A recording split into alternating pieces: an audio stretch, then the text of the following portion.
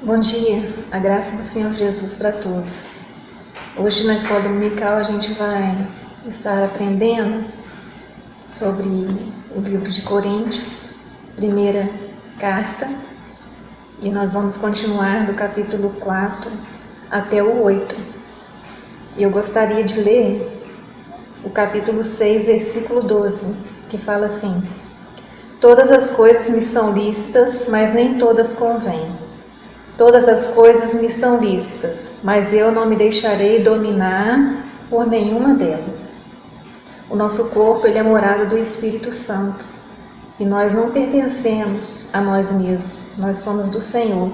Nós somos comprados por preço, pelo preço do sangue de Jesus. Então nós devemos glorificar a Deus através do nosso corpo. Amém? Vamos orar. Senhor Jesus, graças te damos por esse dia, pela tua bondade em nossas vidas, por tuas misericórdias. Obrigado porque o teu Santo Espírito habita em nós e nos corrige, nos orienta como devemos viver. Ensina-nos, ó Pai, a fazer a vontade do Senhor, andar nos teus caminhos e glorificar o teu nome, ó Deus, através da nossa vida, no nosso corpo, em tudo que fizermos, ó Pai. É a oração que fazemos a Ti agradecidos, no nome de Jesus. Amém.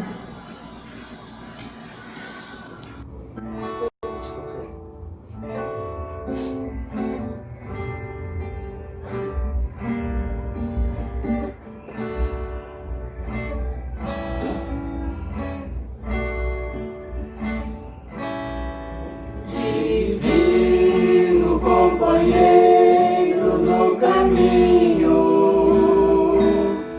Sua presença sinto logo ao transitar. Este dissipar-se toda sombra, já tenho luz, a luz bendita do amor. Fica, Senhor, já se faz tarde. Tens meu coração para acordar. Faz em mim morada permanente. Fica, Senhor, meu Salvador. A sombra da noite se aproxima e nela o tentador vai chegar. Não me deixe só no caminho. Ajuda-me ao céu chegar. Fica, Senhor, já se faz tarde. Tens meu coração para pousar. Faz em mim morada permanente. Fica, Senhor, meu Salvador.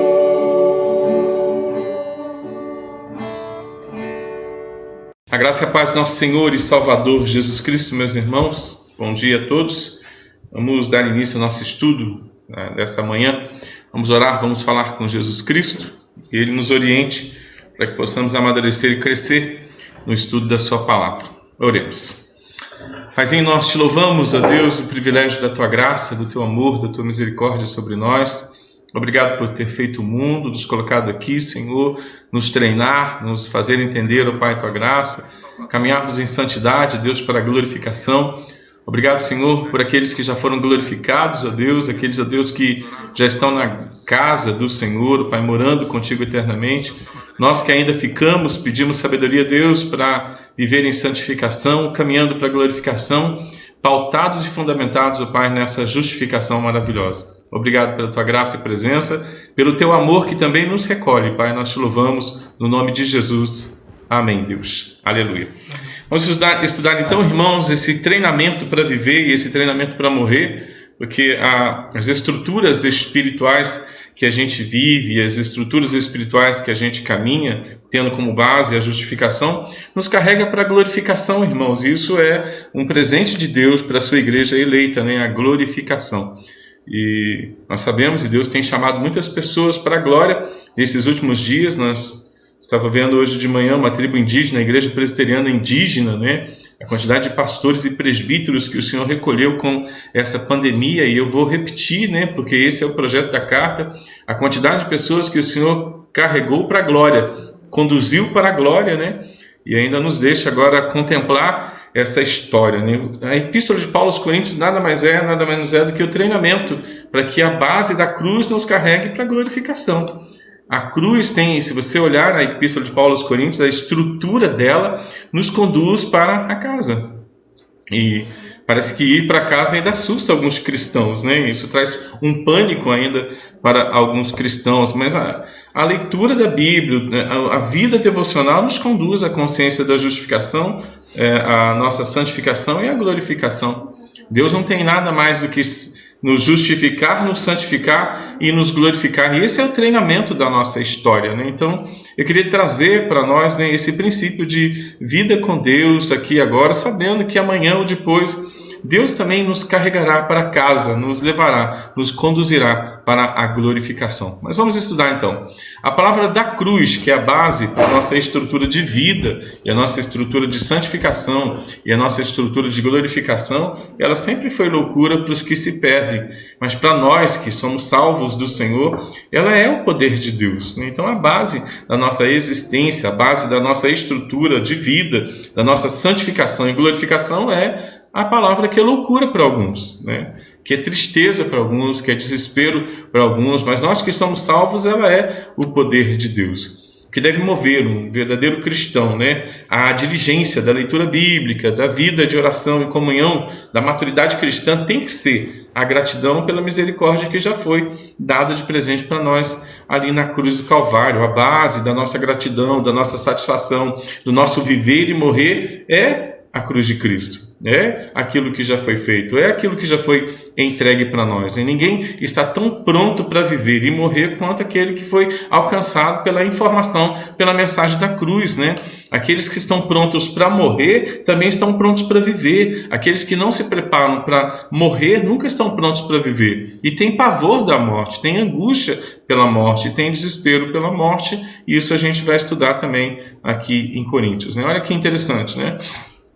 Você pega a base que nós já estudamos, a mensagem da cruz, que é a base para viver e para morrer, e depois agora hoje nós vamos estudar capítulo 5 a 8, né, as atitudes que são fundamentadas na sabedoria da cruz.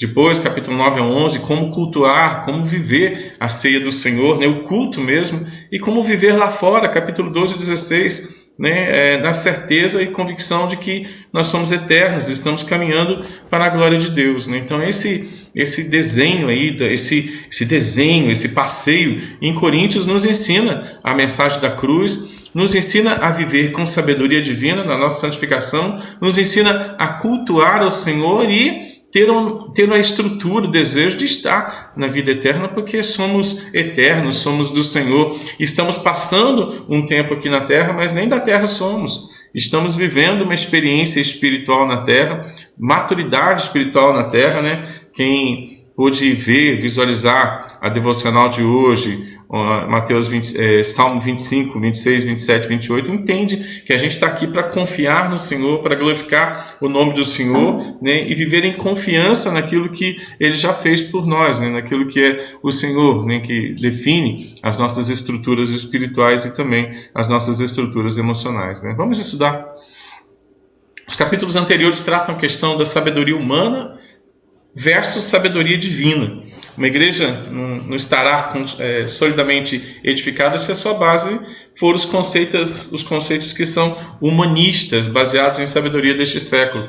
Esses pensamentos aplicados ao discipulado e crescimento da igreja levam somente a divisões, ao liberalismo ou também ao legalismo, né? Isso traz peso, né? Isso é um problema, isso era um problema que a igreja de Corinto tinha, o qual foi levado para Paulo, dando então origem à carta. Neste mesmo contexto, né, as bases sólidas, contexto de bases sólidas, Paulo, antes de começar a tratar os problemas enfrentados pela igreja, ele fala do trabalho daqueles que formam a base educacional da igreja, daqueles que administram o crescimento e também o amadurecimento dos cristãos, né? Então, a gente tem crises, né, para serem resolvidas dentro do corpo de Cristo sempre, mas essas crises são administradas primeiro por aqueles que estão pastoreando a igreja, para que eles deem um bom fundamento para a igreja, né? Não dá para a gente ter uma igreja sem um bom fundamento teológico, né? Senão a gente vira libertino, né? Senão a gente vira, cada um pensa o que quer, né? E a gente cria muitas divisões, né? Liberalismo e até legalismo dentro da igreja, né? A igreja precisa ser dirigida por Jesus Cristo, né? A igreja precisa conhecer a palavra de Jesus Cristo, ela precisa administrar bem a vontade de Jesus Cristo para que ela não seja dirigida por pessoas, não seja dirigida por homens, mas seja dirigida pelo próprio Jesus Cristo, né? Jesus precisa continuar administrando, né, e regendo a igreja local através de pessoas que conheçam Jesus Cristo e que conheçam o que a gente vai chamar da dispensa de Jesus Cristo. A dispensa de Jesus Cristo tem 66 espaços, né? E às vezes não sempre, você tem que pegar o material dos espaços e ir colocando, servindo a igreja como mordomo, né? Para adequar, para que a verdade de Cristo ela seja verdade acima de qualquer outra verdade. A verdade de Cristo seja aquilo que é a base para tudo que nós falamos, pensamos, né? E seja a base para que a gente, tendo a base, um bom alicerce, a gente tenha respostas para tudo. A palavra de Deus, na dispensa de Cristo, tem resposta para tudo. Então, os despenseiros e não dispenseiros precisam conhecer a despensa de Cristo, né? Os 66 espaços da despensa de Cristo, para que a igreja não seja dividida, não seja liberal, não seja legalista, esteja vivendo regras, né, que Jesus nunca deu. Okay? Olha o que diz para os homens, né, ministros de Cristo. Né? Vamos ler. Assim, pois, importa que os homens nos considerem como ministros de Cristo, despenseiros dos mistérios de Deus. Além disso, o que se requer dos despenseiros dos mistérios de Deus é que cada um deles seja encontrado fiel. O que isso quer dizer, né, para uma igreja local? Né? Quem são os despenseiros? Né? O conselho da igreja, o pastor da igreja, né? Os diáconos da igreja, os professores da igreja, os líderes de departamento da igreja, né? Precisam estar conhecendo a dispensa profundamente. Né? A dispensa está aqui. Ó. A dispensa do Pai está aqui. Somos despenseiros, né? Precisamos ser encontrados fiéis. Né? O que é um despenseiro fiel? Ele está com a lâmpada cheia de azeite. Ele conhece a verdade escrita, né? Ele sabe olhar as verdades deste século e mostrar a sabedoria espiritual, a verdade divina. Olha, a verdade divina sobre esse assunto é essa, né? Esse é o despenseiro. O despenseiro, ele trabalha em cima da despensa, ele trabalha em cima da Bíblia, ele tem como manipular, não, como ensinar a verdade da Bíblia para qualquer contexto, porque toda a resposta está na despensa, né? E os despenseiros conhecem bem, como mordomos do Senhor, a sua despensa, né? Você conhece a despensa de Cristo, né? Você, pai e mãe, né? Conhece a despensa de Cristo? Você tem ensinado o seu filho a comparecer na despensa de Cristo e conhecer, né, o que está escrito aqui, para que ele saiba, então, ter respostas para tudo, né, que ele vai passar neste século. Neste século nós passaremos por muitos treinamentos, né? Precisamos conhecer a despensa de Jesus, né? O despenseiro, ele é o administrador, o mordomo, o servo, que cuida daquilo que não é dele. Paulo irá usar uma mesma comparação com o despenseiro no capítulo 9. Ele diz assim: se eu faço de livre vontade, tenho galardão, mas se estou constrangido, então a responsabilidade de despenseiro que me está confiada. No mínimo, a gente tem que ler e reler a palavra de Deus constantemente, para que o povo da igreja, nossos filhos, né, tenham como modelo, né, o padrão escrito do despenseiro maior, que deixou a palavra, né, que efetivou a palavra, para que a igreja viva em torno da palavra escrita de Deus, né? Uma igreja que não conhece a sua despensa, que não conhece os tesouros da sua despensa, fica caçando alimento que não é alimento bom, que é alimento que não é sadio para as ovelhas. Paulo é o ministro de Cristo e o dispenseiro das coisas de Deus. Ele trabalha, mas a obra não é dele, a dispensa não é dele, o alimento não é dele, o alimento não é ele. Ele fala, ele ensina, ele exorta, ele orienta acerca do reino que também não é dele. Paulo não quer para si uma honra, um lugar ou nenhum privilégio. Ele somente quer ser encontrado fiel ao seu Senhor. Olha como é bonito, né? Quem morreu na cruz não foi Paulo, os tesouros não são dele, a comida não é dele, o alimento não é ele, o alimento é a palavra escrita de Deus, de Gênesis a Apocalipse. Na verdade, é Jesus Cristo vencedor. Na verdade, é o Jesus que justifica, que santifica e que glorifica e que traz muita alegria para o servo de Deus, para a família de Deus, que entende esse processo. Nós estamos no processo de incompreensão da justificação, de vida da santificação, sabendo que o Senhor vai nos promover para a glória. E aleluia! Diz o Salmo 116, versículo 15, o Senhor tem prazer quando Ele levanta, quando Ele leva para a glória um santo seu.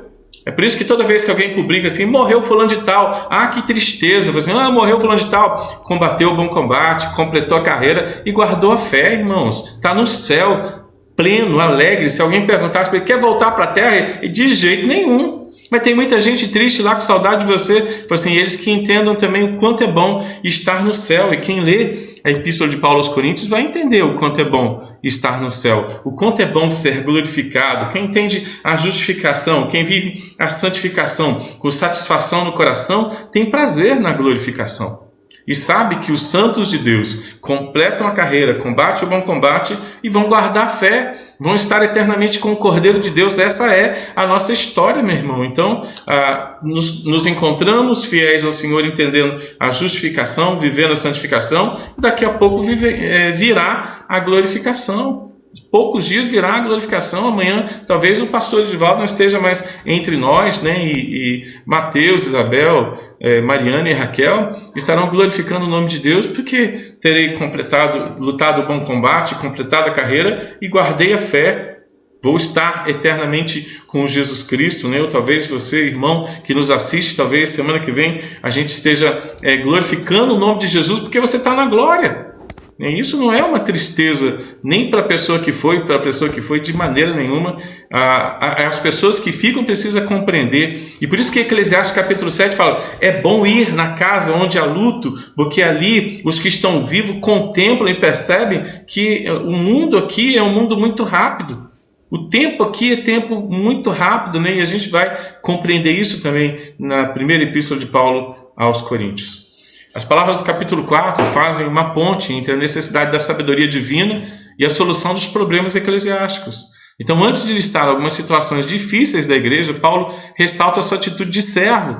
Ele não está brigando com ninguém por causa de poder dentro da igreja. Ele não é rival de Apolo, ele não está brigando com Cefas, e muito menos brigando com Cristo, nem também procurando louvor entre os cristãos ali de Corinto.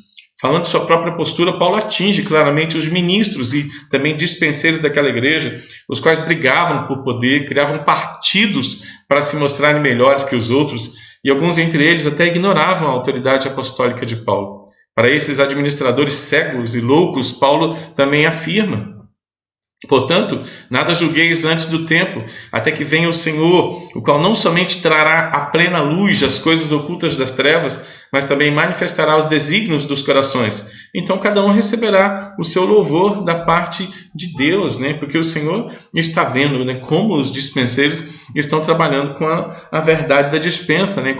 O que os dispenseiros estão ensinando, o que os dispenseiros estão dispensando, né? Em termos de alimentar ou não o rebanho de Cristo, né? Então o importante aqui é que os dispenseiros sejam fiéis à verdade escrita de Deus. O dono da obra, o Senhor Jesus, é quem sabe os desígnios dos corações dos dispenseiros. E o mais importante é ser conhecido pelo dono da obra, do que pelos homens. É muito mais importante viver e agradar, como disse nosso irmão presbítero Gilmar ontem à noite, a ele, do que os homens. e receber dele as palavras de louvor e não palavras de louvor de homens, né? Os dispenseiros não foram colocados para agradar aos homens, os dispenseiros foram colocados para agradar ao Senhor e ensinar a verdade. E por ensinar a verdade, Paulo vai ser rechaçado, né? Vai ser desprezado, né? Dispensado, né? Como despenseiro dos desígnios de Deus. Né? Mas está bom, ele está agradando ao Senhor, né? Ele não está agradando pessoas, mas ele está agradando a Deus. E Pedro disse, olha, eu não estou aqui, capítulo Atos 20, eu me esqueci onde estava, acho que é Atos 4, quando dizem para ele, para de falar das coisas de Deus. Aí Pedro fala assim, não me convém agradar a homens, me convém agradar a Deus. Né? E nosso papel como pessoas, como membros da igreja, como justificados, gente que foi comprada pelo sangue do Cordeiro, não é agradar a homens, né, com filosofias, com mentalidades, né, deste século, mas com a verdade da despensa de Cristo. Né? No entanto, o orgulho e o egoísmo tão reais, tanto naquela época como nos dias de hoje, fazem com que muitos cristãos se afundem na soberba, se esquecendo das suas origens depravadas e também desprezando a graça do Senhor. Essas coisas, irmãos, apliquei-as figuradamente a mim mesmo e a Apolo por vossa causa, para que por nosso exemplo aprendais isto: não ultrapasseis o que está escrito, não ultrapasseis o que está escrito, a fim de que ninguém se ensoberbeça a favor de um e em detrimento de outro, pois quem é que te faz sobressair? E que tens tu que não tenhas recebido? E se o recebeste, por que te vanglorias como se o não tiveras recebido? Né? A gente está trabalhando com a verdade, né? Com a verdade que deve encontrar espaço, né, para combater as nossas vaidades. Né? Não trabalhamos com material humano, nem trabalhamos com a despensa de Cristo. Né? Então a gente precisa ser fiéis a essa despensa. Né? Com atitudes orgulhosas, os cristãos de Corinto se sentiam no auge da espiritualidade. Não precisava mais de exortação, não precisava mais da dispensa de Cristo, não precisava mais de repreensão, e julgando as coisas por eles mesmos já estavam se achando fartos e ricos. Paulo confronta o pensamento deles com a atitude correta do servo do Senhor, submissão, humildade, dependência do Senhor, para ver agora o seu reino estabelecido. Paulo era o pai espiritual deles e usa de sua autoridade. No capítulo 4, né, Paulo está falando como paizão deles, né, está falando dos pregadores, está falando, fazendo uma reprovação severa contra eles, mas admoestando eles como pai espiritual. E ele era o pai espiritual deles. E usa de sua autoridade paternal para exortá-los a deixarem de lado as arrogâncias, as vaidades nesta vida e o imitarem nos caminhos do Senhor. Timóteo foi encarregado de ir até Corinto e provavelmente já estava a caminho para lembrar os cristãos dos ensinamentos de Paulo, antes que ele mesmo fosse, apesar de alguns, né, não desejarem, apesar de alguns não desejarem mais a sua presença como despenseiro. Né? Então, que interessante, né? Paulo, por falar a verdade, por dar alimento sólido para eles dispensarem o despenseiro. Né? Tem uma participação aí, Mariana? Cosma colocou: o Senhor nos faz entender o seu propósito para nos levar para a vida eterna. O Senhor nos faz entender o seu propósito, né, aqui na terra, na santificação, com satisfação e para nos conduzir para a vida eterna. Né? Nós estamos num treinamento de maturidade espiritual, irmãos. Eu estou, minha família está, a igreja está, você que está nos ouvindo, você está em treinamento espiritual para que a justificação seja a base da sua existência em vida e a base da sua estrutura eterna. Né? Jesus nos justificou para a santificação e para a glorificação. Justificado, santificado, glorificado, justificado, santificado, glorificado. Esse é o resumo da ópera, tá bom? Fui justificado para viver uma vida santa e estou indo para casa, tá bom? Fui justificado para viver uma vida santa e estou indo para casa. Não tem outro segredo, né? E nesse trabalho que a Cosma disse aqui, o Senhor vai nos fazer entender o seu propósito. O que Ele vai fazer conosco? Vai confrontar o nosso orgulho, vai trabalhar a nossa vaidade, né? E confrontar o orgulho e trabalhar a vaidade nem sempre é uma tarefa tão simples para nós, mas é fundamental, vai acontecer para todos os que querem verdadeiramente viver como despenseiros das coisas do Senhor, como discípulos, discipuladores que buscam o melhor para o crescimento da igreja de Jesus, tá bom? Olha que interessante, né? A Cosma falou, né, disso, a Cosma fez um resumo dessa lâmina aqui, e ela disse assim, olha, o Senhor nos faz entender o seu propósito para nós, né, para a gente caminhar para a vida eterna, né? Ele vai confrontar o nosso orgulho, vai confrontar o meu, vai confrontar as minhas vaidades, está fazendo isso diariamente, né? Isso não é uma tarefa constante de discípulo Jesus e discipulador Jesus e discípulo Edivaldo, né? Que também é discipulador, né? Vai trabalhar isso todos os dias.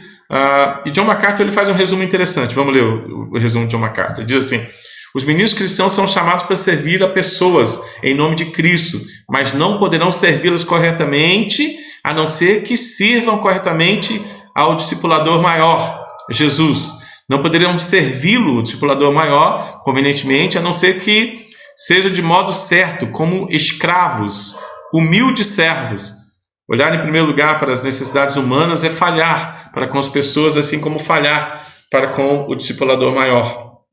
O ministro que se empenha tanto em aconselhar, ajudar sua congregação e a sua comunidade a ponto de passar pouco tempo com a palavra, torna-se incapaz de atender às necessidades mais profundas dessas pessoas, porque negligenciou seu maior recurso para corretamente reconhecer e adequadamente atender a tais necessidades. Isso normalmente o leva a fazer concessões quanto à verdade de Deus, a favor dos desejos humanos. Antes de tudo, ele deve ser um servo de Jesus Cristo, servindo ao Senhor com humildade, toda humildade.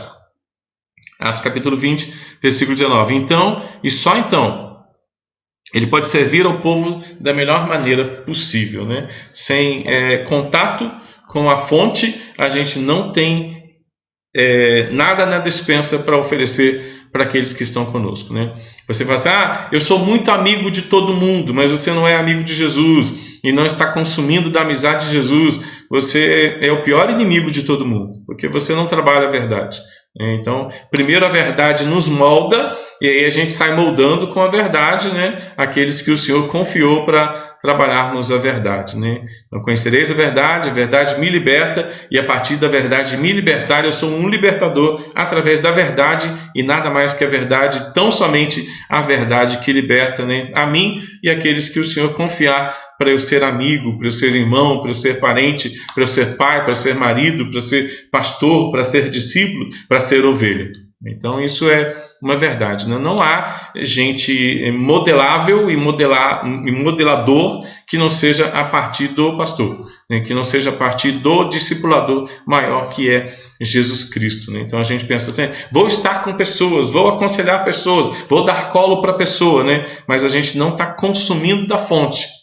Então a gente está atrapalhando pessoas, né? Porque a gente também está atrapalhado, né? Então é bem interessante a gente consumir da verdade para que a verdade seja o elemento de relacionamento, né? O elemento que a base que nos ensina a nos relacionarmos com pessoas, né? Para que as pessoas também se relacionem com a mesma verdade com a qual a gente está se relacionando, né? Então por isso o conselho, né, para pastores, né? O conselho para nós servos, discípulos, discipuladores, né, do Senhor, né, seja que a verdade seja o nosso grande alimento, que a verdade seja a nossa estrutura, que o conhecimento, né, da despensa de Cristo seja a nossa estrutura para que possamos alimentar-nos a nós mesmos e alimentar pessoas que precisam da única fonte, do único alimento, do pão da vida que é Jesus Cristo, né? Interessante isso, né? Paulo está trabalhando primeiro os ministros, os ensinadores, para que então os ensinadores sejam também ensinadores, né? Mas vamos lá. Os problemas de imoralidade na igreja deveriam ser enfrentados. Um caso específico foi tratado. Um homem estava possuindo a mulher de seu próprio pai. A igreja não poderia se deixar levar pela influência da cidade, pois nos templos pagãos a prática de orgias entre parentes não era condenada, né? Então, de repente a gente começa a enxergar coisas que estavam fora da igreja entrando para dentro da igreja, né? E o contexto de Corinto ele é propício a isso, né? Que as coisas de fora da igreja entrem dentro da igreja e passem desapercebidas, né? É uma falinha daqui, né? E Paulo vai trabalhar isso em termos de maturidade. É uma falazinha atravessada daqui, depois é também um sentimentozinho, são pensamentos e atitudes, né? Vestes e etc., que começam a entrar dentro da igreja e começam a ganhar dinamismo dentro da igreja. As verdades de fora da igreja começam a alcançar espaço dentro da igreja, como se fossem verdades também dentro da igreja. E as pessoas começam a deixar isso, né? Pensar, cada um cuida da sua vida, né? A gente é levado pelo amor, a gente se ama, a gente se cuida, né? Então a gente não tem que ficar se metendo um na vida do outro, né? Isso começou a acontecer dentro do contexto da cidade de Corinto, né? Dentro da igreja de Corinto, né? E aí Paulo vai dar uma puxadinha de orelha agora nos capítulos 5 a 8, porque a igreja precisa voltar-se às verdades do reino, independente do contexto onde ela esteja inserida, ok? Os relacionamentos entre os irmãos também precisavam de purificação. Os crentes deveriam ser cordatos em suas questões, evitando os entendimentos errados que levaram até decisões judiciais, onde um estranho decidia a questão agora de dois cristãos, né? Então estava ficando feia a situação. Os cristãos estavam brigando dentro da igreja, né? E saíam da igreja, já procuravam seu advogado, já processavam o irmão, né? Para que um juiz agora viesse dar definição do como que eles deveriam se conduzir, porque um estava processando o outro, né? Isso dentro da igreja. O corpo, o uso do corpo, foi outro assunto tratado nessa carta, né?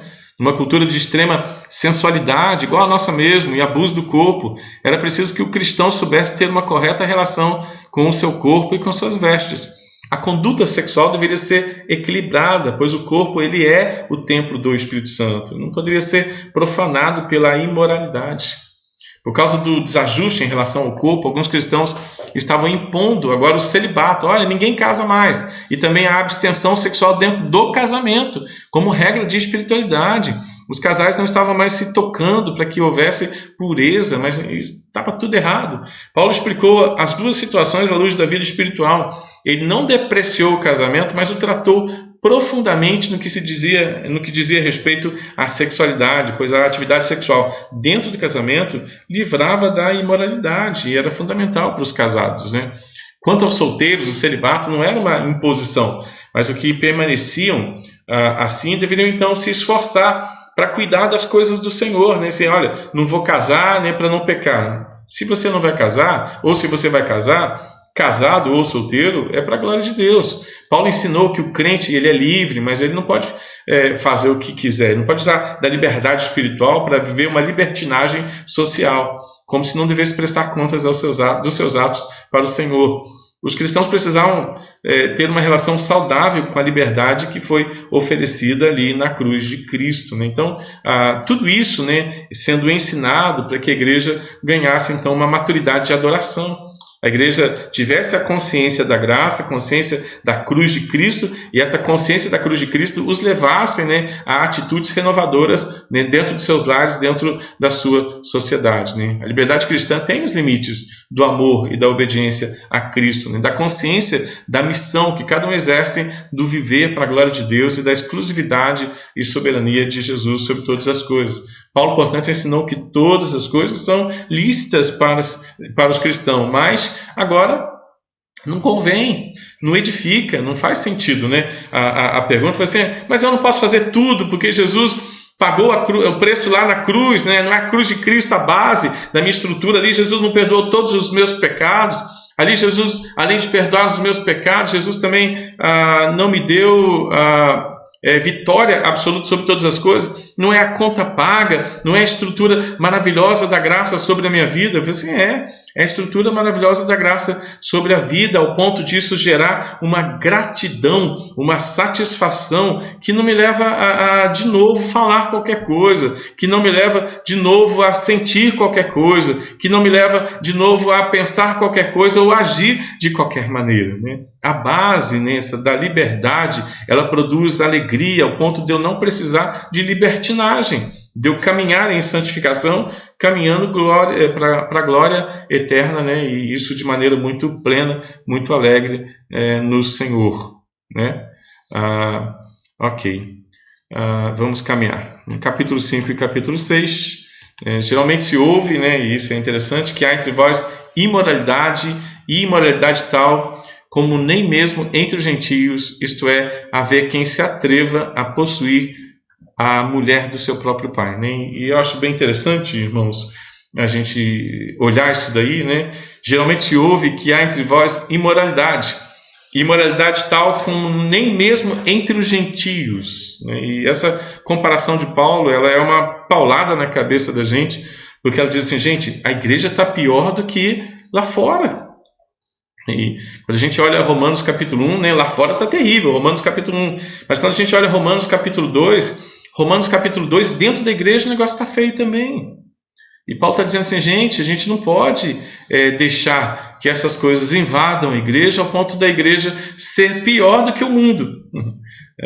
E essa é a comparação do capítulo 5, né, a abertura do bloco do capítulo 5 até o capítulo 8, onde a gente deveria estar sendo diferente, fazendo diferença, e não se parecendo tanto ao ponto de conseguir ultrapassar, né, aquilo que é as lutas, né, as lutas da igreja, né?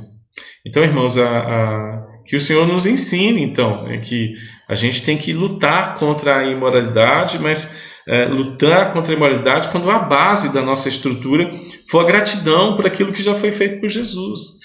O tempo todo, né, Paulo vai bater, Jesus já fez, Jesus já pagou o preço, né? Jesus já fez tudo o que a gente precisava, né? Então tenha gratidão por aquilo que já foi feito, e na gratidão por aquilo que já foi feito, então a gente possa viver para a glória de Jesus, né? Em gratidão por aquilo que já foi feito sempre.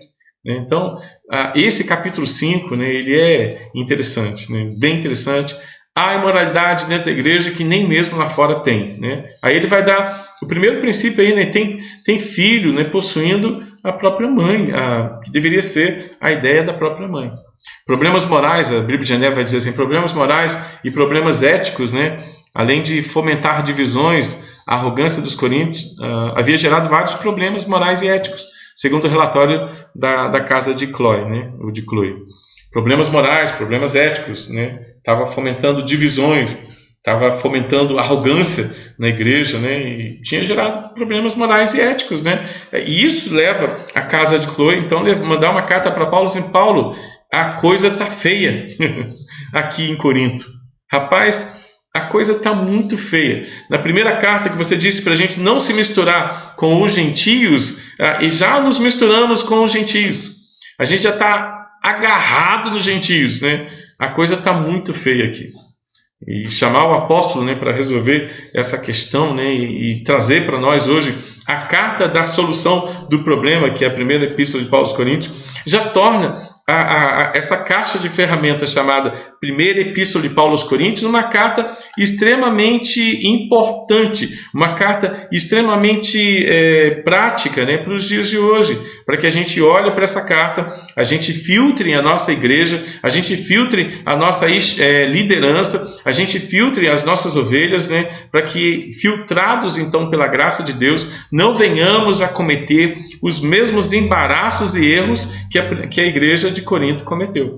É um aviso, é um alerta, né? É um catecismo antigo, né? Bíblico, né? Sagrado, canônico, para a gente olhar, obedecer e filtrar, né, a liderança da igreja, o conselho da igreja, a diaconia da igreja, os jovens da igreja, os adolescentes da igreja, as crianças da igreja, à luz da dispensa, né? Para que então, fundamentados na dispensa de Cristo, fundamentados na cruz de Cristo, a gente continue a ser igreja, né? Num contexto muito feio, num contexto de muita prostituição, num contexto de cidade grande, a gente possa filtrar então a nossa igreja, filtrar o nosso ministério, filtrar a nossa vida, para que possamos adorar e glorificar a Jesus de maneira correta. Nesses 2 capítulos, Paulo trata de 3 questões, né? Primeiro, pecado não tratado dentro da igreja, ou seja, situações não tratadas, processos judiciais entre cristãos e imoralidade sexual, né? Pecado dentro da igreja, né? Pecados que entraram dentro da igreja, pecados que fora da igreja são uma coisa, mas dentro da igreja parece que é piorado. Crente brigando, né? Ao ponto de, assim, vou processar você, né? E imoralidade na área sexual. pecado não tratado dentro da igreja, capítulo 5. Conforme visto nos estudos anteriores, a cidade de Corinto era um centro comercial importante para aquela época, era uma grande cidade, onde se reuniam pessoas de vários lugares, cada um com suas crenças. E, além disso, Corinto sediava o templo da deusa grega Afrodite, e ela tinha lá 1000 prostitutas cultuais à disposição da sociedade, né, para uma alegria sexual, né, uma alegria fora do casamento. Então aí, o primeiro caso, então a questão, uma cidade grande, né, com sexualidade oferecida e uma deusa chamada Afrodite, né? Então, qual era a base da cidade onde estava essa igreja evangélica de Corinto, né? A base da sociedade era um contexto onde tinha um grande templo para Afrodite e onde tinha prostituta de graça, 1000 prostitutas de graça. Então, pensa, o marido não estava bem com a esposa, aí dava uma passadinha escondidinha lá no templo de Afrodite, né, e tinha uma estrutura sexual para ele, né. A sexualidade era um negócio muito aberto na cidade de Corinto, né. Então o pessoal acabava abusando e usando dessa liberalidade, né, desse liberalismo aí dentro do contexto da igreja. Em um contexto onde a imoralidade era vista como algo comum, a igreja deveria mostrar agora um novo padrão. No entanto, como consequência dessa busca desenfreada por viver uma sabedoria humana que julga a si mesmo com os parâmetros da carne e não de Deus, que põe ou não limites conforme a sua própria vontade, legalista ou liberal, que pensa estar acima das repreensões, os cristãos de Corinto, perdidos em seus conceitos, não estavam lutando ou fazendo diferença na sociedade corrupta em que estavam vivendo. Gente, a gente está numa cidade grande, a gente tem os conceitos, a gente tem a despensa, mas o problema é quando a gente passa a observar e dizer: isso não é problema meu. O meu amigo está vivendo uma vida sem despensa, mas isso não é problema meu. As pessoas da igreja estão vivendo uma vida de qualquer jeito, mas isso não é problema meu. Irmãos, crente sem despensa é crente liberal, é crente que está vivendo uma vida carnal. A gente precisa levar a despensa de volta para a igreja, né? Começa pela liderança, né? Vai para as várias facções dentro da igreja, né? E a despensa precisa voltar a ocupar o lugar central na vida da igreja, porque senão a igreja já está dividida em facções.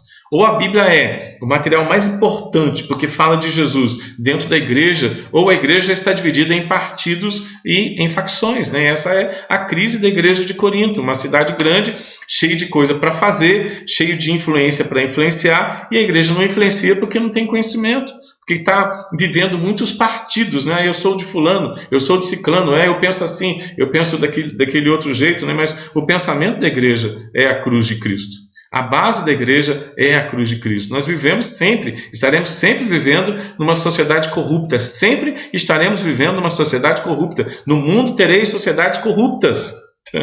Mas você precisa ter a despensa na consciência, para que a despensa na consciência leve você a fazer parte da solução e não ser parte do problema. Quem não conhece a despensa se torna liberal, faz parte de uma facção, não obedece aos princípios bíblicos, não tem o coração na despensa, não é dispenseiro, mas se torna um grande problema. Um problema tão ruim, tão grave como os problemas que tem lá fora. Fala de qualquer jeito, sente de qualquer jeito, pensa de qualquer jeito, se veste de qualquer jeito e não dá bom testemunho.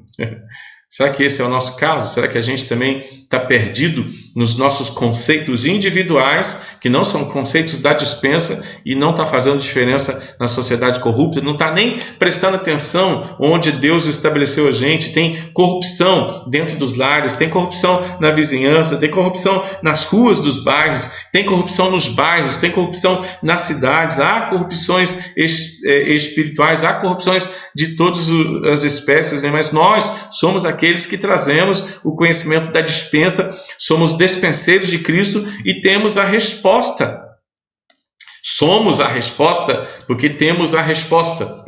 Somos os despenseiros mordomos, escravos de Jesus e não escravos dos nossos planejamentos. E temos uma resposta para levar para o povo. Nós não somos o problema. Ou nós temos a resposta ou nós fazemos parte do problema. Então, qual lado nós estamos? Existe um desafio grande para a igreja como comunidade, também para cada cristão como individualmente, que é manter o padrão de santidade na caminhada cristã. Em todas as épocas existiram fatores que tentaram tirar o foco desta vida santa. Em todas as épocas existirão fatores que vão tentar tirar o foco da vida santa da dispensa. Alguns desses fatores são bem sutis, outros muito declarados. Algumas virtudes são consideradas ultrapassadas por alguns, outras são sufocadas pela tentativa de conciliar a santificação com a mundanização. A ética revelada dos 10 mandamentos, Êxodo capítulo 20, ou a prática da vida cristã ensinada ali no Sermão do Monte, nas bem-aventuranças, fazem parte de um contexto muito distante da vida de muitos cristãos, irmãos. Isso está virando um afastamento gigantesco, né? Os cristãos não estão nem aí mais com os 10 mandamentos. O Sermão do Monte, então, está descartável. Isso era um problema de uma igreja recente, uma igreja novíssima, né? Estabelecido pelo próprio apóstolo Paulo, e continua sendo também o problema de muitos cristãos e de igrejas atuais, né? A gente citou somente 2 coisas, citou só os 10 mandamentos, a base, né, da ética, né, da vida cristã, como também a atitude, né, de Mateus capítulo 5, da gente ser feliz, né, fazendo a vontade do reino e anulando a nossa própria vontade, nesse Sermão do Monte. Onde a minha vontade é descartável e a vontade de Deus agora é soberana, e a vontade de Deus é o meu amor, é a minha alegria, é a minha paz e é o meu ânimo, e eu agora me mato, me sacrifico para viver, né, a vontade do Senhor. É um desafio, irmãos, é um desafio. Primeiro Epístola de Paulo aos Coríntios é um filtro da nossa espiritualidade, é um filtro para a nossa santidade, é um filtro para a nossa ação, mas a gente precisa estar dentro disso. Okay? Jesus chegou em uma época, né, onde as comunicações já estavam mais facilitadas, já tinha as estradas romanas, já tinha uma única língua, o uso da língua grega, o acesso à educação, até nas formas de ensino das novas igrejas, que seguia o padrão grego de juntar para ensinar. Isso foi a filosofia grega que trouxe, né, de presente para a igreja. Hoje a gente segue esse padrão, né? Mas essas facilidades vistas pelos apóstolos e evangelistas como uma propulsão para a pregação do evangelho estavam sendo vistas por algumas comunidades cristãs como uma forma de misturar tudo. Era muita liberdade e o povo não estava sabendo como usar ou como viver um padrão cristão dentro deste mundo cheio de possibilidade. A nossa época também ela é cheia de possibilidades atrativas, cheias de acessos, de novidades, de tecnologias que há pouco tempo eram vistas somente em filmes. Basta um clique para o acesso a várias informações ser liberado, né? E como que a gente tem usado as nossas redes sociais, né? Os nossos meios de comunicação, né? 3x2 você já encontra até uns crentezinhos sem roupa, né? Sem camisa, né? Você encontra meninas de biquíni, de roupas que não deveriam ser, né? O pessoal está usando as possibilidades, né, como meio de expressar a si mesmo, né, e não expressar a Cristo, né? Os padrões de crescimento que os gregos deixaram foram usados para maturidade espiritual no início, mas depois a gente vai abandonando, né? A gente vai dizer, vou falar de mim mesmo, vou tirar a roupa, vou me mostrar fortão na academia, vou me mostrar de biquíni, né, na praia, vou mostrar os peitos, vou mostrar a barriga, vou mostrar a bunda, vou mostrar o que tiver que mostrar, né? Eu sou cristão, mas eu sou despojado, né? Eu sou da igreja de Corinto, né? Não ela consertada, né? Mas ela de qualquer jeito. Eu estou misturado mesmo, gente. Eu não sou crente careta, não. Eu sou crente moderno, né? Sou moderninho, né? Vamos participar, irmãos? Participação. Cosmo colocou: Fala, Cosmo. somos a solução para os que precisam da luz de Cristo. Nós deveríamos ser a solução para os que precisam da luz de Cristo, né? A gente tem que ser a solução, né? A gente tem base, né? A igreja de Corinto estava numa cidade grande, uma cidade cheia de oportunidades, né? Mas eles não estavam usando as oportunidades, eles não estavam usando as possibilidades para a glória de Deus. Eles estavam usando as possibilidades e oportunidades para a glória de si mesmo. Então a gente tem que tomar cuidado, irmãos, quando Deus nos dá tanta oportunidade, nos dá tanta possibilidade, e a gente começa a usar para a glória da gente mesmo. Eu gosto de Eclesiastes, porque Eclesiastes fala que se a gente não usar as oportunidades de Deus, as possibilidades de Deus, a gente usa para vaidade, para correr atrás do vento, né? E a suma de tudo deveria ser temer ao Senhor, né? Usar tudo para a glória do Senhor, no tempo do Senhor, né? Usar a vida para a glória do Senhor, usar a justificação para a glória do Senhor, usar a morte para a glória do Senhor. né? E a gente acaba confundindo, né, tudo, e a gente acaba fazendo as coisas para a glória do nosso nome, não para a verdade, mas para a vaidade, né? A gente deveria pensar muito mais na verdade do que na vaidade, né? Então, somos a solução para aqueles que precisam da luz de Cristo. Nós somos a lâmpada acesa, né? Nós somos a lamparina acesa para que o nome de Jesus seja glorificado através das nossas atitudes, né? Então vamos usar a cidade grande, vamos usar os recursos de redes sociais, vamos usar as nossas redes sociais para a glória de Deus. Dá um passeio na sua rede social, vê se tem alguma foto lá de biquíni, barriga para fora, peito para fora, bração de fora, né? Esboçando só a sua vaidade. Apaga essas fotos, irmãs, né? Apaga essas fotos, né? Vê se você está glorificando o nome de Deus com as suas redes sociais ou se você está glorificando somente o seu nome. Vê se você está sendo um despenseiro, né, das verdades de Deus ou só um despenseiro das vaidades do teu coração. A pergunta é, mas será que os cristãos estão sabendo viver dentro do mundo? Ou será que muitos estão saindo dos padrões de santidade por faltar conhecimento e sobrar entretenimento, inclusive dentro da igreja? É uma pergunta boa, né? Será que eu estou sabendo viver como cristão neste mundo?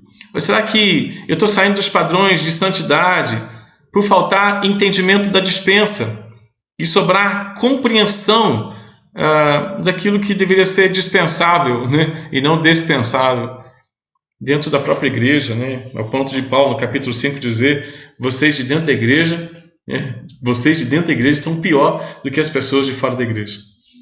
Vocês estão se comportando, fazendo coisas que nem fora da igreja a gente vê fazendo.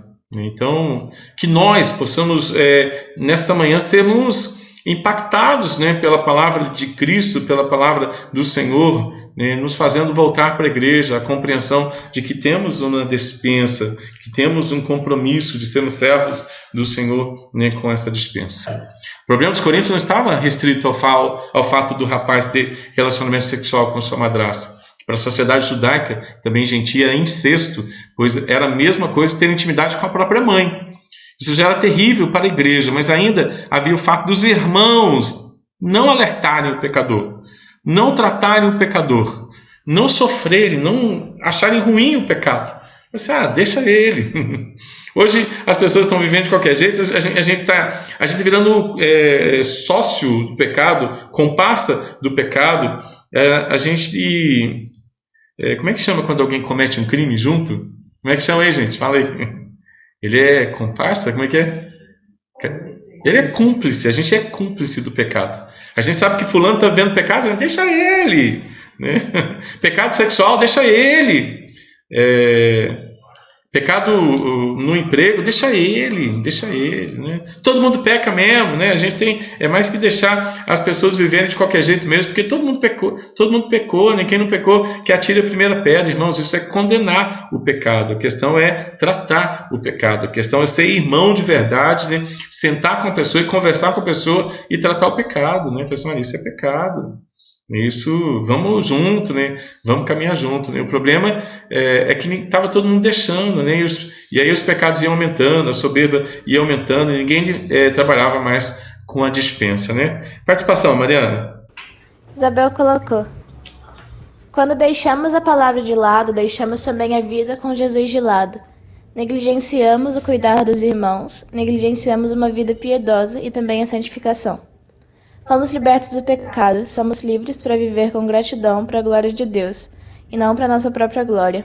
E viver para a glória dele é também entender o seu discipulado em nossas vidas e ser discipulador na vida dos irmãos.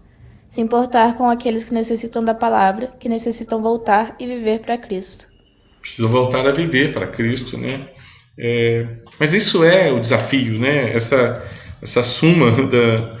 suma teológica de Corinto aqui da nossa irmã Isabel é um desafio, né? É um desafio, né?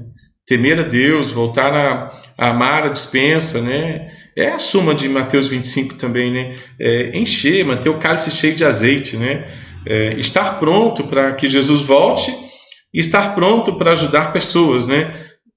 Vivemos uma vida de adoração, e proclamação, né? Adorar o Senhor é ter vida com Ele, é amar o Senhor, amar a sua palavra, amar a igreja, amar o meu irmão, amar o meu próximo, estar pronto, estar pronto.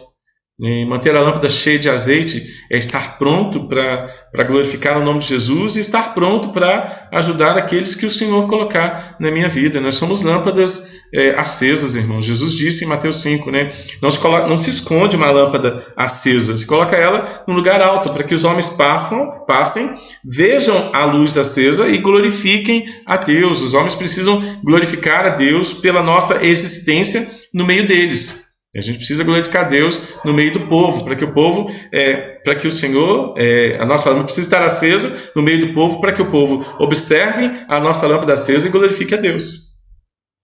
Isso é ser um bom despenseiro do projeto de Deus, né? Todos estavam vendo, e até os gentios estavam escandalizados, mas os irmãos não estavam se preocupando em discipular, em ajudar esse outro irmão a crescer, em ajudá-lo a sair dessa situação.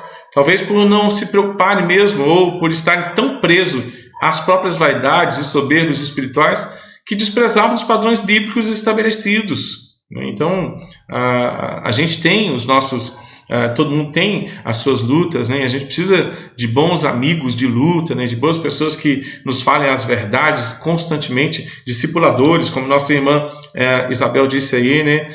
Gente que ame a palavra, gente que ame o ministério, gente que ame Jesus, gente que ame a igreja, ame a comunhão dos santos, ame cuidar do seu próximo com evangelização, com conscientização da onipotência, onipresença e onisciência de Jesus, né?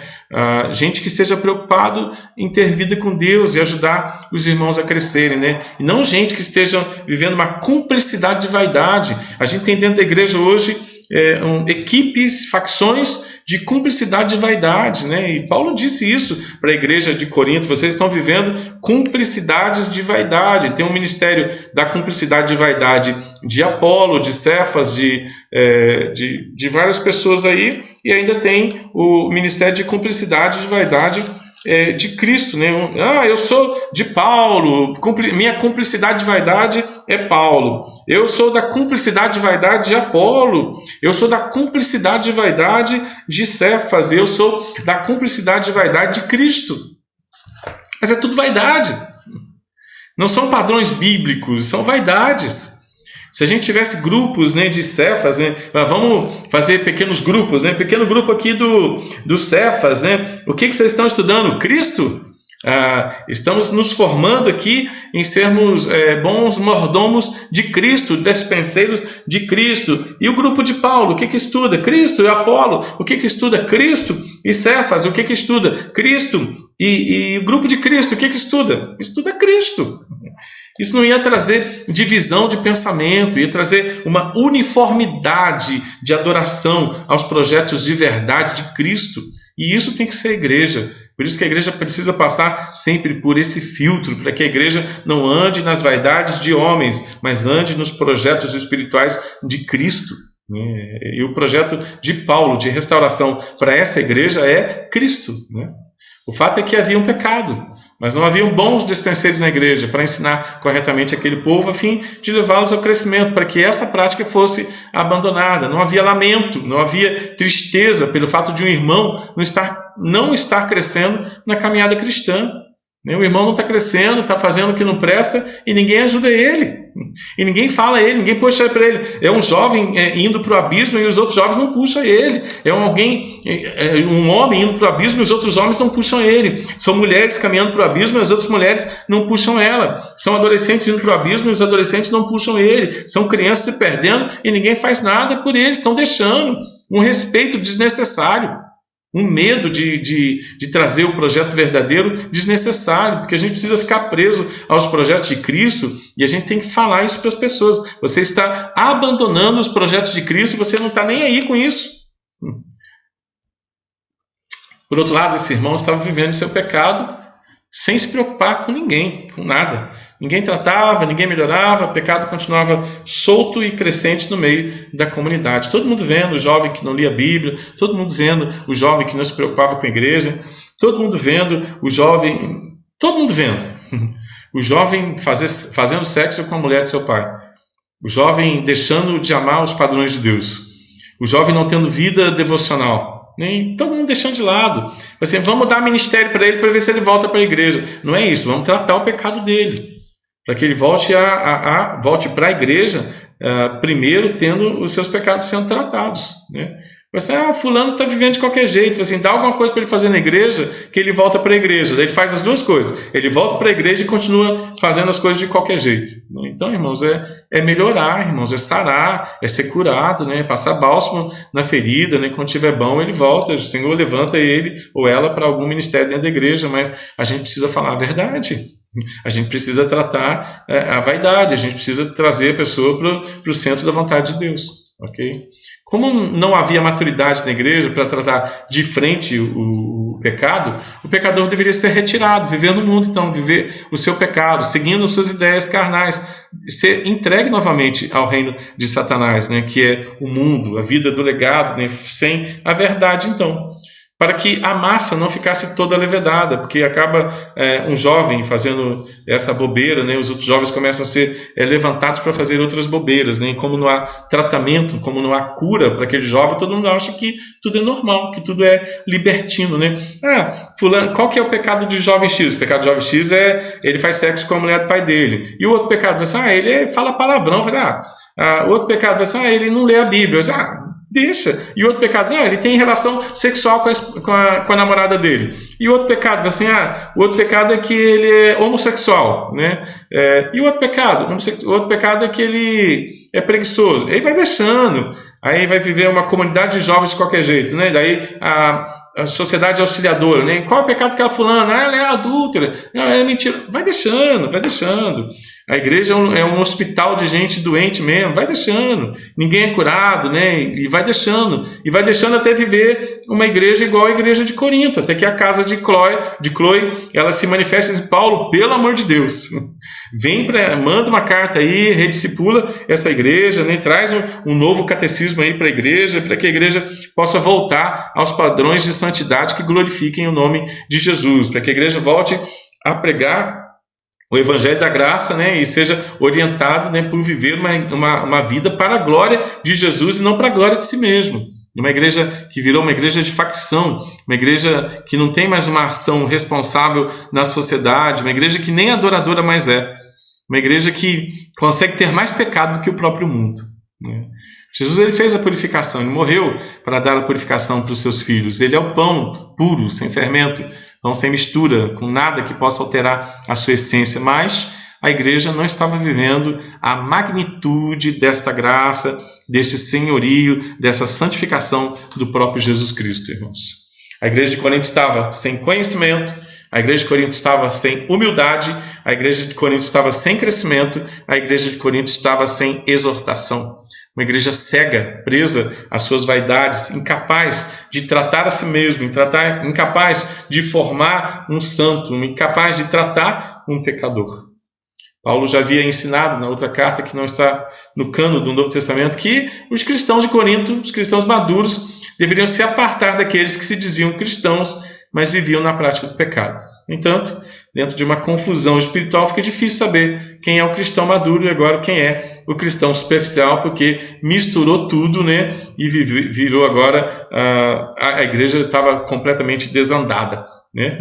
Estava fora dos padrões de Cristo. Não basta somente manter-se longe da impureza visível do mundo. Também é preciso caminhar no crescimento, na luta espiritual contra a própria carne, na luta diária contra os pecados, muitas vezes que não são visíveis ao público. A maioria dos pecados que a gente luta não são visíveis ao público, mas estão dentro de cada cristão e eles configuram, então, o velho homem. Este velho homem, ele tem que ser combatido não com armas humanas, com sabedoria deste mundo, mas somente com a sabedoria que vem da palavra do Senhor, que vem da despensa.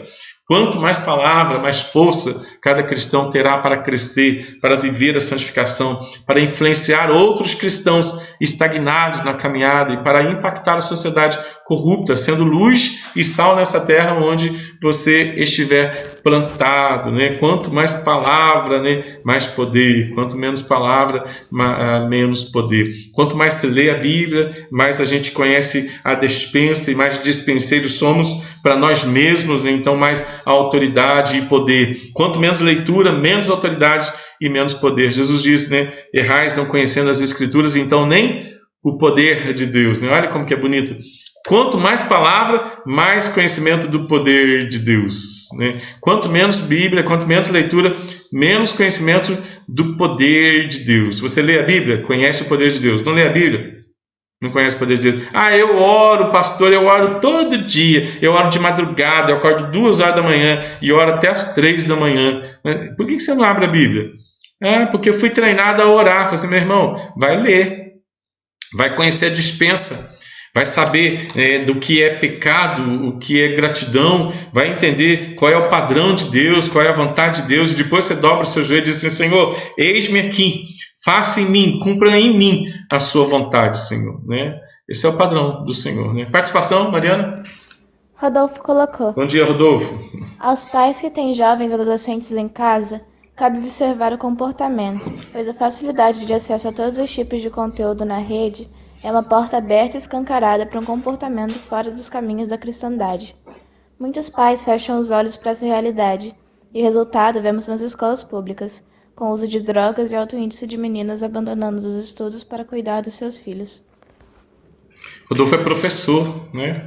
Rodolfo é professor, ele convive com crianças, ele convive com pessoas que na escola acabam sendo exatamente o que eles são treinados dentro de casa, o que são liberados dentro de casa. Né? Quando a gente tem um depósito e a gente sabe o que é bom no depósito, a gente dá o alimento primeiro dentro de casa. Né? Então, os pais aí cristãos, e obrigado pela participação, têm a responsabilidade de olhar o que seus filhos estão consumindo, né? E até restringir o alimento errado que seus filhos estão consumindo nas redes sociais. Então, eu acho bom, muito proveitoso essa fala, né, no discipulado dos nossos filhos, né? O que os seus filhos estão consumindo nas facilidades das redes sociais, né? Com que eles estão se alimentando nas redes sociais. Tem pais que deixam aberto, né? Tem pais que nem veem o que seus filhos estão postando nas redes sociais, né? Daqui a pouco vem toda uma crise, tem toda uma crise estabelecida porque os filhos estão de maneira corrupta usando as redes sociais, né? Então vale a pena, né? Assim, acompanhar o que seus filhos postam nas redes sociais, ver as fotos do Facebook, ver o que eles colocam nos status de WhatsApp. Agora tem bloqueio, né? Cuidado, pais, porque os seus filhos podem estar bloqueando vocês nas redes sociais. Aí você não está vendo o que todo mundo está vendo. E às vezes é tão ruim a gente não ver o que todo mundo está vendo e é tão importante para a gente. Então, pais, fiscalizem os seus filhos, né? Até que eles tenham 80 anos de idade, né? Fiscalize seus filhos, acompanhe a vida dos seus filhos até que eles completem 80 anos de idade, tá bom? E aí eles vão ser maduros para viver uma vida sem a fiscalização de bons pais, né? Se você não é um bom pai, deixe seu filho em paz. Brincadeira. Mas você é um pai cristão, né? Não deixe seu filho em paz. Na verdade, deixe seu filho em paz, né? Acompanhando a vida do seu filho o máximo que você puder, tá bom? Filhos é para a vida toda, né? Então, acompanhe a vida do seu filho, né? Seja bênção, seja graça, né? Seja os olhos de Deus na vida dos seus filhos, seja despenseiro, né, dos projetos de Deus na vida dos seus filhos, né? Muito bom. O capítulo 6 trata de 2 questões importantes, né? Processos judiciais entre cristãos que estavam brigando e também imoralidade sexual, né? Então, crente brigando, né? Briga feia, né? Feia dos grupos, né? Lá, dos 4 grupos, né? Os grupos de Paulo, Apolo, Cefas e Cristo estavam brigando. E essa briga não se resolvia ali com uma liderança dentro da igreja, com o pastor da igreja, com o apóstolo da igreja, com o presbítero da igreja ou o diácono da igreja. Eles precisavam de um juiz, porque eles iam ter que processar o fulano. E uma igreja grande, né? Uma cidade grande, eles precisavam de um juiz, né? E o juiz então ia bater o martelo, assim, fulano de tal, você está preso porque você maltratou o emocional do seu irmão em Cristo Jesus, né? Alguém fora da igreja tendo que resolver, né, problemas dentro da igreja. A imoralidade sexual, né, que acontece também dentro das igrejas, né? E igreja grande, de cidade grande, né, tem sempre brigas entre membros, né, por causa das facções. E existe também a imoralidade sexual. Então, duas coisas interessantes, né? A gente tem que parar de brigar dentro da igreja, porque o dono da igreja é Jesus, e tem que tomar cuidado com a imoralidade sexual, né? Que a gente precisa vigiar e cuidar dos nossos filhos e das nossas casas. Parece que o assunto muda, no entanto, a base é a mesma. Falta de maturidade na igreja, falta de conhecimento de Jesus. Quem deveria desempenhar um papel influente na sociedade estava sendo influenciado pela sociedade. Quem deveria ser visto como base, como referência, estava tão perdido que precisava dos serviços de uma sociedade corrompido. Assim estava vivendo a igreja de Corinto. Mais uma vez, o problema não é um somente, né? Não é só a questão de levar um irmão ao julgamento por algum motivo ao tribunal comum, mas é o fato de não conseguirem conviver como irmãos e resolverem seus problemas deixando de lado o orgulho e o egoísmo, a soberba e a vaidade. Os coríntios se gabavam da sabedoria mundana que tinham, mas ela não era suficiente para resolver os seus problemas. Olha o texto. Capítulo 6, versículo 4 a 8. Entretanto, vós, quando tendes a julgar negócios terrenos, constituís um tribunal daqueles que não têm nenhuma aceitação na igreja, que não têm conhecimento dos padrões de Deus, que não têm conhecimento da dispensa de Cristo. Para vergonha vos digo, não há porventura nem ao menos um sábio entre vocês que possa julgar no meio da irmandade, mas irá um irmão a juízo contra outro irmão, e isso perante incrédulos. O só existir entre vocês demandas e contendas já é completa derrota para vós outros. Por que vocês não sofrem antes a injustiça? Por que vocês não sofrem antes o dano? Mas vocês mesmos fazem a injustiça, fazem o dano, e isso aos próprios irmãos. Brigas, irmãos, brigas ridículas, de vaidade, de soberba, né? De se sentir mais importante, de se sentir mais inteligente, de se sentir mais rico, de se sentir mais importante. Brigas dentro da igreja. Isso não acontece mais. Como que acontece, né, irmãos? Como que acontece? Como que a gente precisa desse filtro espiritual chamado Carta de Paulo aos Coríntios, né, para que a gente possa melhorar, para que a gente possa ser desafiado, né, para que a humildade volte para o nosso coração e os projetos, né, do Reino de Deus voltem a existir dentro da nossa igreja, né? Paulo ensina aos cristãos de Corinto que eles não foram chamados e resgatados pelo Senhor para viverem essas misérias de vida neste mundo, presos a questões terrenas, pequenas, perto da grandeza da salvação, da grandeza do reino, da grandeza da vida eterna. Uma lista de pecados é mostrada pelos apóstolos, né, para concluir que os cristãos não são assim, então não devem continuar vivendo como impuros. Paulo vai dizer: não sabeis que os injustos não herdarão o reino de Deus? Não vos enganeis, impuros, idólatras, adúlteros, efeminados, sodomitas, ladrões, avarentos, bêbados, maldizentes, roubadores, eles não herdarão o reino de Deus. Se você já foi assim, tais foram alguns de vós, vocês foram lavados, vocês foram santificados, vocês foram justificados em o nome do Senhor Jesus Cristo e no Espírito do nosso Deus. E Paulo dá uma lista interessante de problemas para serem resolvidos dentro da igreja. Impureza, resolve. Idolatria, resolve dentro da igreja. É adúltero, resolve. É efeminado, irmãos. Olha a Bíblia condenando os efeminados. É sodomita também, resolve isso. É ladrão, resolve isso. É avarento, resolve isso. É bêbado, é drogado, é maldizente, é roubador. Se não resolver, a gente está poupando, economizando, deixando espaço no reino de Deus para pessoas que deveriam ser tratadas dentro da igreja. Ele é impuro, né? Mas ele é um impurinho. Ele é idólatra, mas ele é um idolatrinho. Ele é adúltero, mas é um adulterinho. Será se existe isso? Ele é efeminado, mas é até bonitinho, né? É legal ter um amigo efeminado, né? Ele é um sodomita, né? Ele está corrompido pela homossexualidade, mas deixa ele, né? A gente não pode ser homofóbico, né? A Bíblia é, ok? Mas a gente não pode. Ele é ladrãozinho, deixa ele. Ele é avarento, ele é bêbado, ele é maldizente, ele é roubador, deixa ele. Não, meu irmão, a Bíblia está dizendo: tais fostes alguns de vós. Está errado. Vocês foram lavados, vocês foram santificados, vocês foram justificados no nome do Senhor Jesus Cristo. Não é para deixar, irmãos, é para tratar. É para tratar. Então está de frescura, está de vidinha no pecado, né? Ou você está debaixo de Adão, ou você está debaixo de Cristo. Ou você vive ainda nos pecados, né? na esfera do velho homem, ou você está na esfera do novo homem. O novo homem precisa de santificação. porque ele foi justificado para viver a santificação. Ele foi justificado para ser referencial de graça nessa terra e caminhar para o céu, né? Está errado, irmãos. Está errado.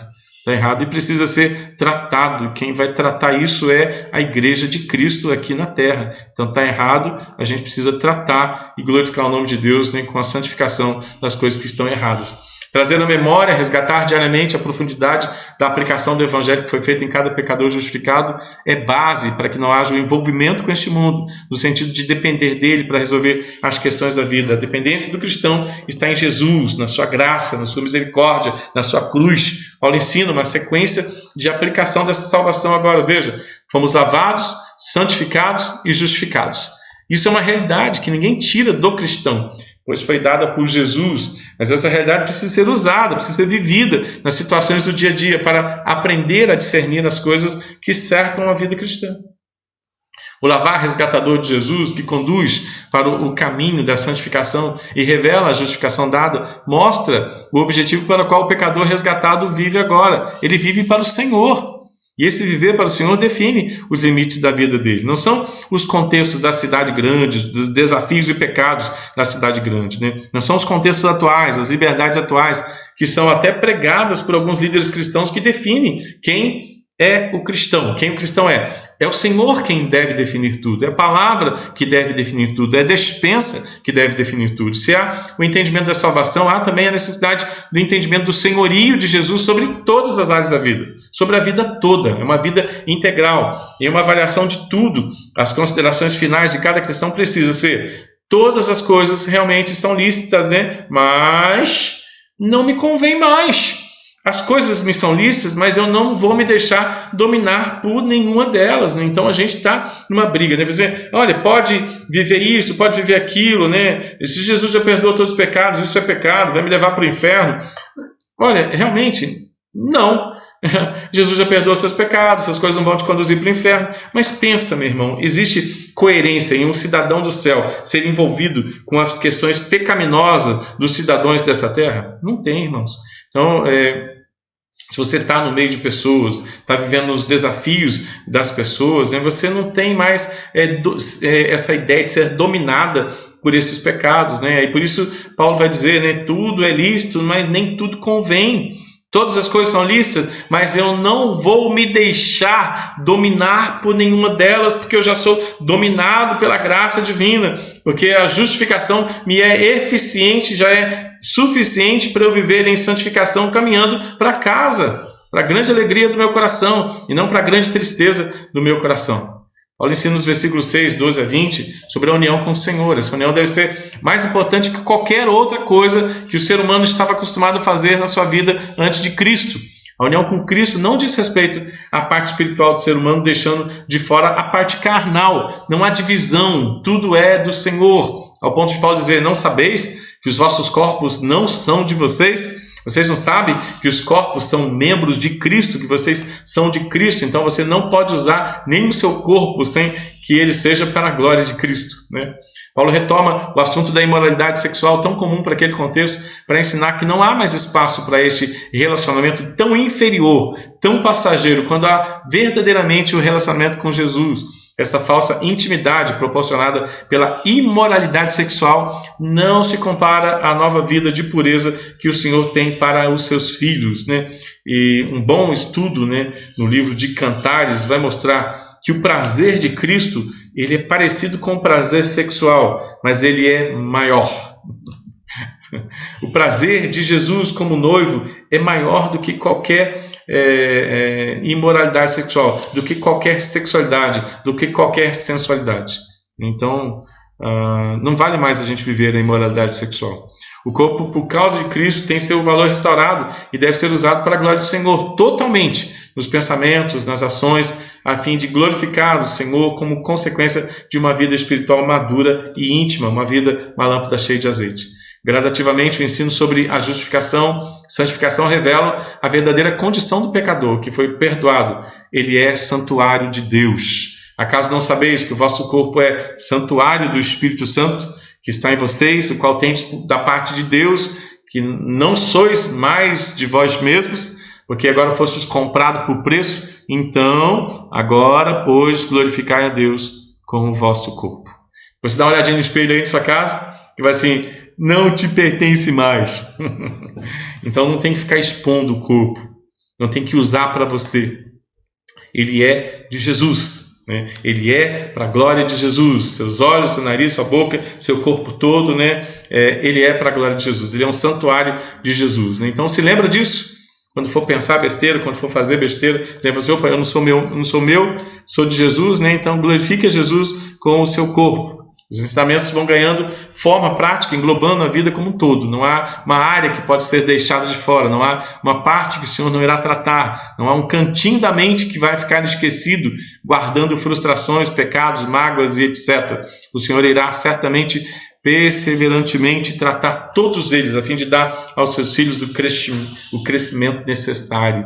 O Senhor não quer, daqui a pouco a gente chega lá, meninos. O Senhor quer cristão amadurecido, E todo dia a gente tem que lembrar disso, Quando eu era menino, a minha fala era de menino, os meus sentimentos eram de menino, os meus pensamentos eram de menino. Agora, quando eu cheguei a ser adulto, eu deixei de lado, eu chutei fora, lancei fora, as coisas próprias de menino. Desisti, diz Coríntios, capítulo 11.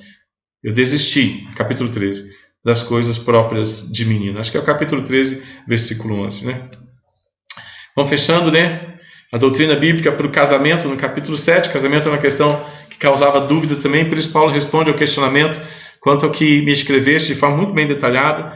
Um grupo de espiritualistas que buscavam a santificação da alma por abandono de qualquer forma de prazer ou por esforços próprios entre os cristãos de Corinto, acreditavam que Paulo apoiava o celibato porque ele era solteiro. Outros pensavam que poderia se divorciar de seus cônjuges não cristãos, outros ainda viviam na imoralidade. Dessa forma, então, era necessária uma limpeza nessa área também, na mente, que trouxesse a luz da santidade de Jesus para os relacionamentos. Paulo tem que responder sobre casamento também na igreja de Corinto, porque o pessoal estava querendo saber se era para casar, se não era para não casar, porque o pessoal estava acostumado com a prostituição fácil, então alguns usavam até essa pergunta para continuar na prostituição fácil, Mas vamos lá, o que Paulo trabalha? Paulo fala sobre a doutrina bíblica do casamento. O casamento é um ambiente de altruísmo, onde o altruísmo, onde você olha mais para o outro do que para si mesmo, e a abnegação, onde você não vive mais para si mesmo. Olha o que Paulo vai responder. O marido tem que conceder a esposa o que lhe é devido. O marido também, semelhantemente, a esposa ao seu marido. A mulher não tem mais poder sobre o seu próprio corpo, sim o marido, e também o marido não tem mais poder sobre o seu próprio corpo, e sim a mulher. Não vos priveis uns ao outro, salvo talvez se tiver consentimento por algum tempo, para vos dedicardes à oração e novamente vos ajuntardes para que Satanás não vos tente por causa da incontinência. Dentro de um contexto de liberalidade, da deusa Afrodite, se o casamento não estivesse bem, o cara passava ali no templo de Satanás lá, a Afrodite, vai ser... minha esposa não está bem comigo, eu não estou bem com minha esposa, vou dar uma entradinha ali no templo de Afrodite, e vou fazer o que eu não tenho em casa. Paulo diz assim, olha, dentro de casa, você que é casado, mulher e marido, tenham vida íntima, os dois tenham a sua intimidade. Então, para que o marido não seja tentado, a mulher não seja tentada também por coisas que estão fora do casamento. O casamento é um ambiente de altruísmo, de abnegação, onde você diz para Jesus, Senhor, a partir de hoje a minha esposa, ela é a única mulher da minha vida. Então eu não vou ficar mais caçando mulher por aí. Onde a mulher diz para o marido, você é o único homem da minha vida, eu não vou ficar caçando homem por aí. Então, para o homem e para a mulher, agora o casamento é um ambiente onde eles fazem um acordo com Deus de cuidarem, e tornarem o outro mais importante que a si mesmo. Isso é um desafio para uma vida toda, Quem é a pessoa mais importante da sua vida? Sua esposa. Quem é a pessoa mais importante da sua vida? É o seu marido, Você agora fecha os olhos para as outras importâncias, né? Por isso que em Provérbio vai dizer, muitas mulheres procedem virtuosamente, mas você, que é minha esposa, a todas sobrepuja, né? Então tira o olho das outras esposas agora, tira o olho dos outros maridos, né? Você fez um acordo com Deus que vai cuidar de uma esposa só. Você fez um compromisso com Deus que vai cuidar de um homem só. A mulher vai cuidar de um homem só e o homem vai cuidar de uma mulher só, né? É o acordo que faz com Deus, né? E esse é o casamento. Quer casar? Você está agora abrindo mão de todas as outras mulheres. Quer casar? Você está abrindo mão de todos os outros homens, né? Mas é bom ter um compromisso sério com uma pessoa, né? E Paulo está ensinando isso. Paulo ensina sobre o resgate da pureza do casamento, da pureza sexual dentro do relacionamento entre marido e mulher, em contraste com a imoralidade que havia naquela época, né? Os interesses atuais não apontam para o desenvolvimento de uma vida conjugal sadia. Muito pelo contrário, filme, novela, pessoas apoiam a infidelidade, a falta de companheirismo e respeito, demonstrando que o casamento tornou-se algo muito banal. Nos seus ensinos, Paulo descreve o casamento como algo importante, inclusive para o bem-estar físico e moral de homens e mulheres. O ambiente sexual em Corinto era uma grande tentação. Se o marido e mulher não fossem supridos dentro de casa, certamente cairiam na tentação deste ambiente impuro da cidade, né? A sexualidade oferecida pelo mundo sempre parece mais interessante do que a sensualidade, a sexualidade oferecida pelo casamento, né? Mas é um engodo, é uma enganação, né? Não se iluda com a sexualidade do mundo, né? Ela é uma fantasia, ela é uma imoralidade e ela é um engano, né? Então, se satisfaça nos braços da sua amada, se satisfaça nos braços do seu amado dentro do contexto do casamento. É pecado o sexo fora do casamento, mas é pecado não ter sexo dentro do casamento, né? Então, a intimidade do casal tem que acontecer. Marido e mulher, né, precisam ter intimidade, precisam estar glorificando o nome de Jesus com a sexualidade do casamento e não a sexualidade fora do casamento. Sexualidade fora do casamento é pecado. Tá bom? Fornicação, homossexualidade, né? Tudo isso é pecado, né? Incesto, é isso mesmo, né? Tudo isso é pecado, irmãos. O que o Senhor tem de sexualidade para a família está dentro do casamento. Família, marido e mulher está dentro do casamento. E Paulo responde isso. Paulo também aconselha os solteiros que fujam do calor dos relacionamentos abrasados. Eu quero que todos os homens sejam tais como também eu sou. No entanto, cada um tem de Deus o seu próprio dom. Cada um, na verdade, de um modo, outro de outro, né? E aos solteiros e também viúvos, eu digo que seria bom se permanecessem no estado em que também eu estou, vivo. Caso, porém, não se dominem, que se casem, porque é melhor casar do que viver abrasado. Então Paulo está falando assim, olha, nada de brasa fora do casamento, né? A brasa tem que estar dentro do casamento. Então cuidado com o namoro, né? Cuidado com esse agarramento, né? Que não deveria ter, né? Fora do casamento, né? Paulo diz, é melhor casar do que ficar abraçado, ficar abrasado, né? Eu estou brincando com o termo abraçado, porque às vezes as pessoas elas ficam se enrolando para casar, né? Se sentiu que ama a pessoa, se sentiu que é a pessoa da sua vida, né? Dobra o joelho e fala assim, dá condições porque eu achei a varoa. Dá condições porque eu achei, né? E para de enrolar, né? A sua própria carne, né? Com o perigo, né? De viver abrasado, né? Sentiu que a brasa chegou, já passou da hora de casar. Então pede sabedoria para Deus, né? Vamos juntar os trapinhos espirituais aí e casar. Deus abençoe, tá bom? Casa logo, não fica abraçado não. Paulo prefere que se casem do que vivam no fogo do perigo sexual constante. Depois de casados, Paulo proíbe o divórcio, mesmo que o marido ou a esposa sejam incrédulos. A orientação é manterem-se casados. Ora, aos casados ordeno, não eu, mas o Senhor, que a mulher não se separe do marido. Se porém ela vier a separar-se, que não se case nunca mais, ou que se reconcilie com seu próprio marido, e que o marido não se aparte da sua mulher. Ok? Aos mais eu digo, Paulo, eu não o Senhor, se algum irmão tem mulher incrédula e essa consente em morar com ele, não a abandone. E a mulher que tem marido incrédulo e ele consente em viver com ela, não abandone o marido. Porque o marido incrédulo ele é santificado no convívio da esposa e a esposa incrédula é santificada no convívio do marido crente. De outra sorte, os filhos seriam impuros, porém agora são santos, né? Esse é um mistério bonitinho de Paulo. Em Corinto, algumas esposas convertidas não tinham maridos convertidos e alguns maridos convertidos não tinham esposas convertidas e alguns deles, depois da conversão, desejavam separar-se de seus cônjuges. Mas, se o descrente quiser apartar-se, que se aparte. Em tais casos, não ficará sujeito à servidão, nem o irmão e nem irmão. Deus vos tem chamado à paz, né? São várias decisões delicadas dentro do casamento. Por isso ele não é um fato qualquer na vida, não é uma coisa de momento, mas é uma aliança que envolve a vida completa de duas pessoas que se tornam uma só pessoa. No entanto, em qualquer situação, o que sempre vai prevalecer é a maturidade do cristão.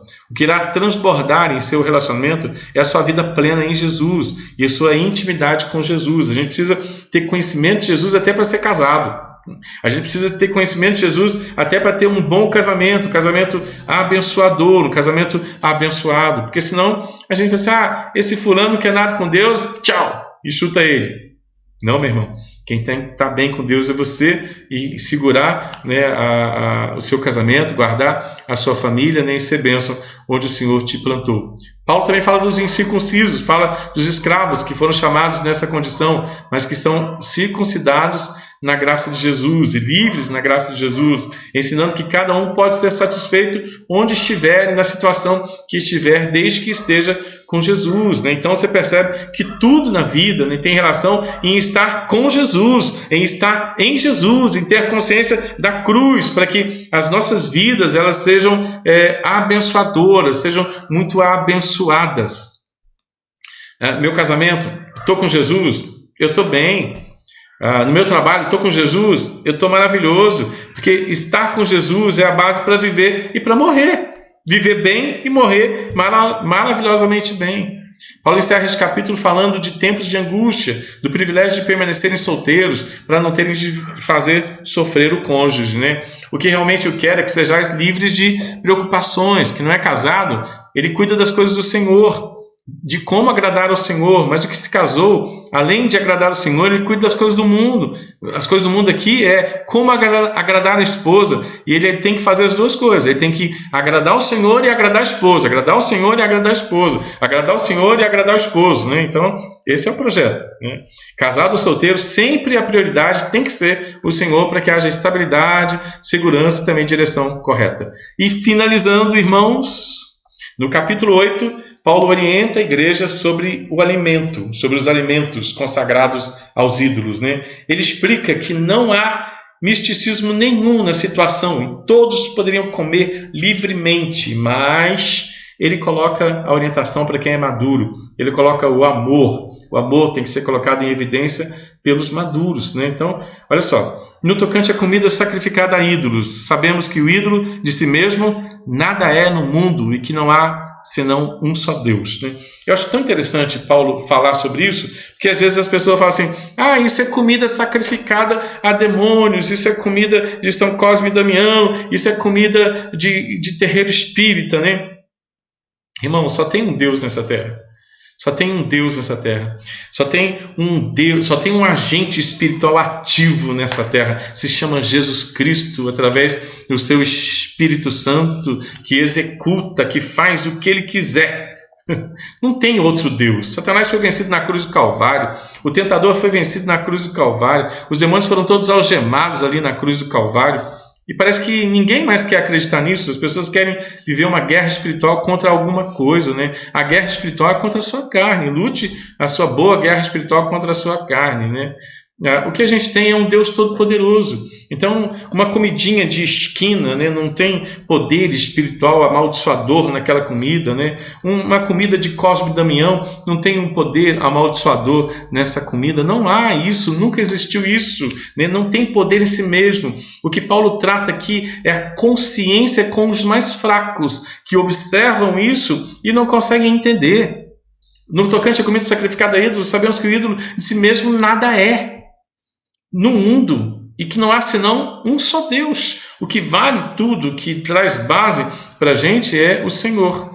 Mas a gente trabalha com outro ponto de partida, né? Vamos lá. Esse é o ponto de partida, ele não quer escândalos dos mais fracos, e os mais fortes devem atentar para isso. Olha o que Deus diz, que o Senhor diz. Não é a comida que nos recomendará a Deus, pois nada perderemos se não comermos, e também nada ganharemos se comermos. Vede, porém, que essa liberdade, essa vossa liberdade não venha, aí que está, de algum modo a ser tropeço para os fracos, porque se alguém te vir, a ti, que és dotado de saber, à mesa em templo de ídolo, não será a consciência do que é fraco induzida a participar de comidas sacrificadas a ídolos? E assim, por causa do teu saber, o teu irmão que é fraco perece, pelo qual Cristo morreu. Perece o irmão fraco, pelo qual Cristo morreu. E deste modo, pecando contra os irmãos, golpeando-lhes a consciência que é fraca, é contra Cristo que pecais.